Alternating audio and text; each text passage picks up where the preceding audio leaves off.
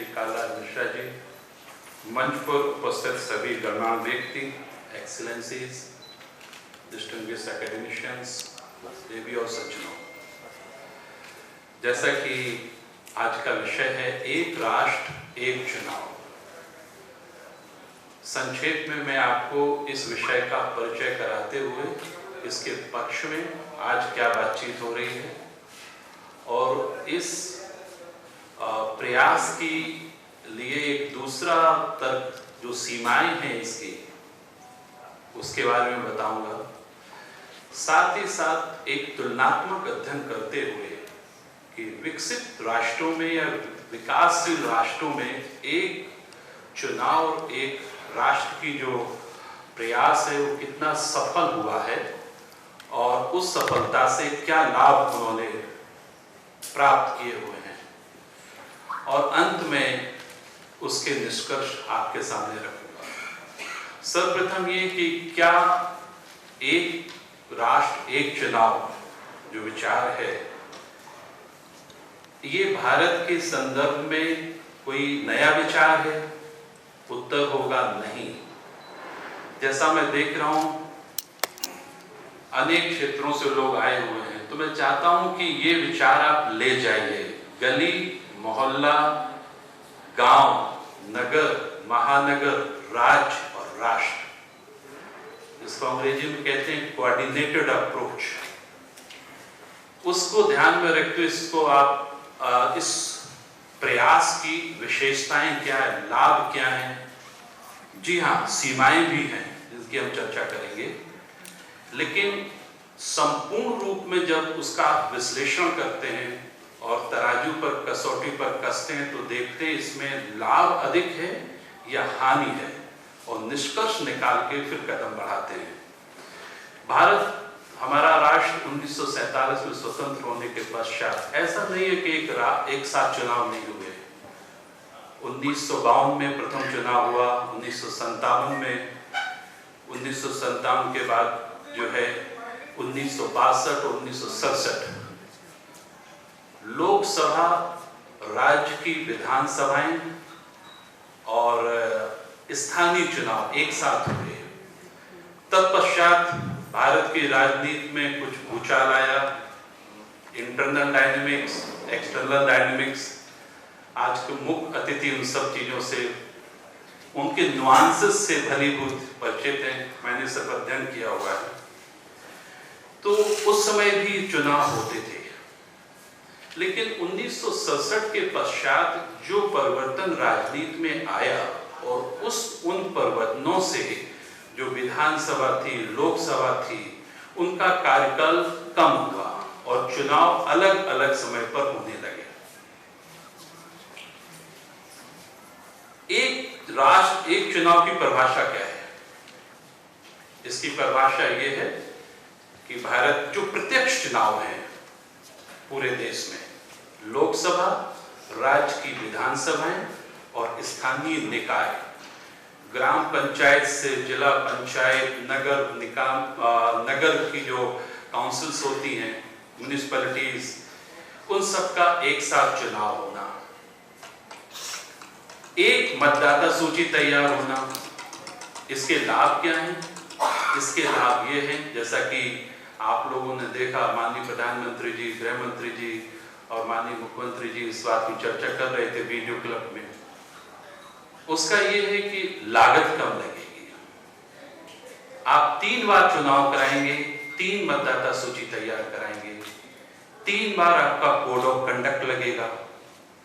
Code of conduct लगते ही जो नीतियां हैं, जो हमारे प्रत्यक्ष रूप से चुने गए प्रत्याशियों के द्वारा देश के कल्याण के लिए तमाम आत्ममंथन चिंतन के पश्चात जो नीति बनाते हैं, जिससे कि सामाजिक, आर्थिक, वैज्ञानिक, शैक्षिक हम प्रगति करें, उसकी जो नीतियां होती हैं, उन नीतियों को आप लागू नहीं कर सकते, क्योंकि कोड ऑफ कंडक्ट लागू होते ही उस पर एक तरह से रुकाव आ जाता है।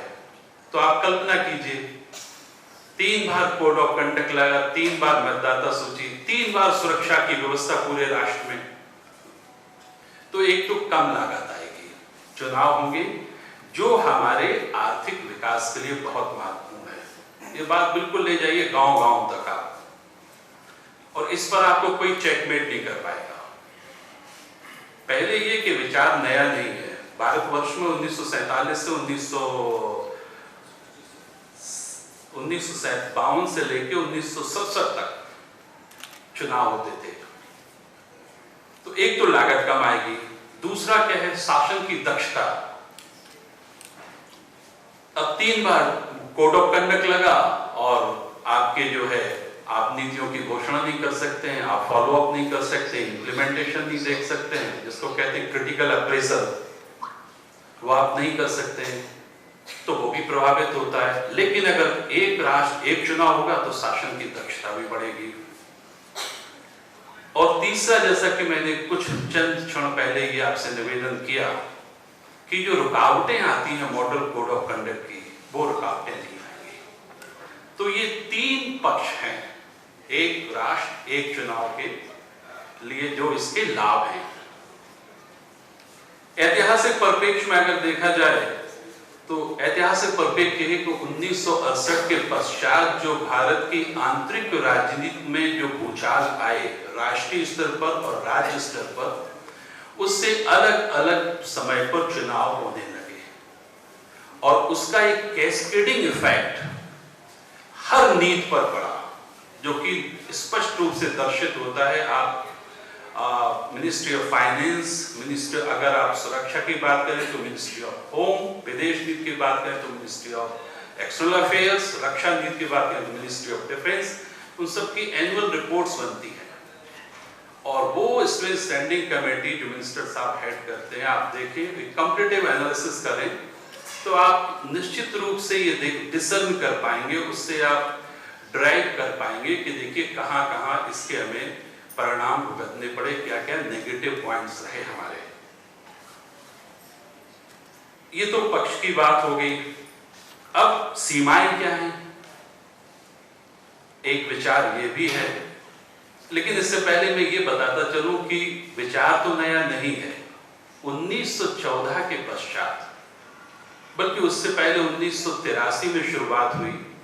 उसके बाद में इलेक्शन कमीशन ने 2-3 बार पहल की, रिपोर्ट्स निकाली और नीति आयोग ने भी एक पेपर 2005 में पब्लिश किया, इसको दिखाते हुए 2014 से जब से भारतीय जनता पार्टी की सरकार आई और जिस पर आत्ममंथन चिंतन हुआ, तत्पश्चात कमेटी बनाई गई, भूतपूर्व राष्ट्रपति जी की अध्यक्षता में जो रिपोर्ट दे दी गई है, तो माननीय प्रधानमंत्री नरेंद्र मोदी जी के आने के पश्चात उन्होंने कहा कि इसके जो लाभ हैं वो अधिक हैं और इसकी जो सीमाएं हैं, अगर सरकार की नियति है तो जो सीमाएं मैं आपको बताने जा रहा हूं, जिनको हम चैलेंजेस कहते हैं, कि एक साथ एक राष्ट्र चुनाव के जो चुनौतियां हैं, सबसे बड़ी चुनौती ये कही जाती है कि राष्ट्र बहुत बड़ा है।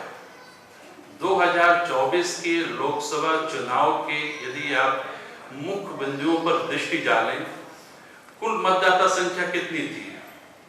लगभग 97 crore, exactly 968 million as per the planning election commission of India.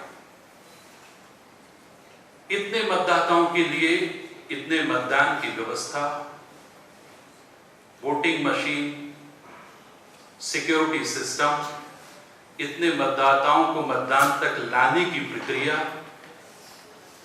आंतरिक सुरक्षा की जो चुनौतियां हैं, LWE है, सेपरेटिज्म नॉर्थ ईस्ट में है, ट्रांसनेशनल टेररिज्म जम्मू कश्मीर में है। 3 मुख्य जो चुनौतियां हैं आंतरिक सुरक्षा की, उनको ध्यान में रखते हुए इसलिए यह संभव नहीं है, स्वीकार कर लिया। लेकिन लगभग 25 वर्ष भारत सरकार में, और मुझे ये मेरी सौभाग्य था कि नेशनल सिक्योरिटी एडवाइजर ऑफिस में काम करने का मुझे अवसर मिला और देश को कई देशों में प्रतिनिधित्व करने का अवसर मिला। यदि नियत है सरकार की साफ, आप विश्वास कीजिए ये संभव है। यदि एक बार सरकार ने ठान लिया तो संभव है। ये कहना कि सिक्योरिटी की चुनौती है इसलिए नहीं हो सकता है। एक और बात कही जाती है वो ये कि जब राष्ट्रीय चुनाव अर्थात प्रत्यक्ष चुनाव की जब हम बात करते हैं 3 स्तर पर, लोकसभा, राज्य की विधानसभा और स्थानीय निकायों के चुनाव एक साथ होंगे, तो उसमें बोलबाला राष्ट्रीय मुद्दों का ज्यादा रहेगा, स्थानीय मुद्दे दब जाएंगे। लेकिन अगर ऐसा है तो आप मुझे बताइए, एक तो उत्तर में ये देना चाहूंगा कि 1952 से लेके 1967 तक क्या हुआ, चलिए एक अधिकार था एक पार्टी विशेष का। लेकिन 2024 की बात करते हैं, उड़ीसा में लोकसभा राज्यसभा के चुनाव एक साथ हुए, मतदान का अवसर मिला सारे मतदाताओं को, पूर्ण सुरक्षा से संपन्न हुए। कई राज्यों में पहले भी हो चुका है। तो ये कहना कि स्थानीय मुद्दे दब जाते हैं अगर चुनाव, राष्ट्रीय चुनाव और राज्य के चुनाव, स्थानीय चुनाव एक साथ होते हैं, तो मुझे थोड़ी बहुत तो मेरिट नजर में आती है। लेकिन मैं लगता हूं कि जितनी भी राजनीतिक पार्टियां हैं वो यदि इस बात को क्रिटिकली एग्जामिन करें, मुझे लगता है कि उसको भी एड्रेस किया जा सकता है। हमारे तालाब में खराबी है, हमारे गांव में अस्पताल नहीं है, हमारे गांव में स्कूल नहीं है, हमारे जिले में ये परेशानी है, उन बातों को भी लाया जा सकता है और एकीकृत करके स्थानीय मुद्दों को राज्य के स्तर के मुद्दों से राष्ट्रीय मुद्दों पर, और जब लोकसभा के चुनाव होते, यूनिवर्सिटी के आम चुनाव होते हैं, इसमें हम लोग अंतर्राष्ट्रीय मुद्दों पर बहुत चर्चा करते थे। जवाहरलाल नेहरू विश्वविद्यालय में कोई भी चुनाव हो, हम अमेरिका की बात कम करते थे, अमेरिका की बात ज्यादा करते थे। तो इन तीनों चुनाव में मुझे लगता है कि ये भी उत्तर आप दे सकते हैं। एक सुरक्षा वाली बात, तो वो राज्य की निष्ठा पर निर्भर करता है, उसकी नीयत पर, राज्य की, पूरे राष्ट्र में, क्योंकि राष्ट्र और राज्य में जो थोड़ा अंतर है, तो यदि राज्य ये चाहे तो राष्ट्र में चुनाव करा सकता है। 2 मुद्दे, स्थानीय मुद्दे पीछे रह जाएंगे, वो भी मैंने आपसे निवेदन किया कि ऐसा है तो उड़ीसा में 2024 में क्या हुआ। अब आ जाते हैं अंतरराष्ट्रीय परिप्रेक्ष्य का एक तुलनात्मक अध्ययन कर लेते हैं कुछ 2 मिनट में। विकसित राष्ट्रों में आप स्वीडन में देखें, उनके राज्य के चुनाव, राष्ट्र के चुनाव, स्थानीय चुनाव एक साथ, स्थानीय निकाय के चुनाव एक साथ होते हैं। साउथ अफ्रीका में, बेल्जियम में, विकासशील राष्ट्रों में देखिए, इंडोनेशिया में, हमसे बहुत ज्यादा दूर नहीं है।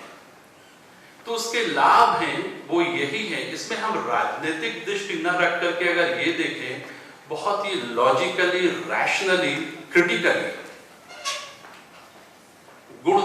गुण और दोषों की व्याख्या अच्छे से समझते हुए कि क्या है, तो मुझे लगता है कि अंतरराष्ट्रीय स्तर पर भी ये बात, हाँ, अब बीच का कोई रास्ता निकालते हो कि हम फेस्ड मैनर में करना चाहते हैं साहब, जैसा कि 2024 में आपने देखा लगभग चुनाव प्रक्रिया 44 दिन चली और 7 फेसों में हुआ, सैकड़ों करोड़ों रुपए का खर्च हुआ। अब आप ये सोचिए जब 3 स्तर पर अगर ये चुनाव होते हैं तो कितने करोड़ रुपए खर्च होते होंगे, हजारों करोड़ रुपए ऐसे चले जाते हैं। वही पैसा यदि हम अपने जो है आर्थिक विकास के लिए करें, शैक्षिक विकास के लिए करें, तो निश्चित रूप से यह हम सबके लिए लाभकारी होगा। और अंत में मैं मानता हूं कि ये पहल बहुत अच्छी है, सौरभ ने बहुत अच्छा ये पहल की है कि इस चर्चा को बिल्कुल राजधानी से लेकर गांव के नुक्कड़ तक ले जाइए। हर पार्टी के, जो पार्टी उसके एक ऑल्टरनेटिव व्यू दे रही है, और ये दिखाइए कि देखिए साहब, ये इसके लाभ हैं, ये इसकी सीमाएं हैं, ये हमारी विशेषताएं हैं, और संपूर्ण रूप में जब हम इसका निष्कर्ष निकालते हैं, लेकिन ये समावेशी होना चाहिए, सभी राजनीतिक पार्टियों को उसमें सम्मिलित होना चाहिए। ये कोई पार्टी विशेष का नहीं है, ये राष्ट्र का, राज्य का, आम आदमी का चुनाव है, तो सबको सम्मिलित होना चाहिए। और मैं मानता हूं कि बहुत अच्छा कदम है, और मैं धन्यवाद देता हूं राधेश्याम फाउंडेशन को, उन्होंने बहुत अच्छी पहल की है। ये बात तो पढ़ाई लिखाई की कर ली, लेकिन हर बात के नुआंसेस होते हैं। वो नुआंसेस की व्याख्या मैं आदरणीय मिश्र जी के लिए छोड़ रहा हूँ। नमस्कार।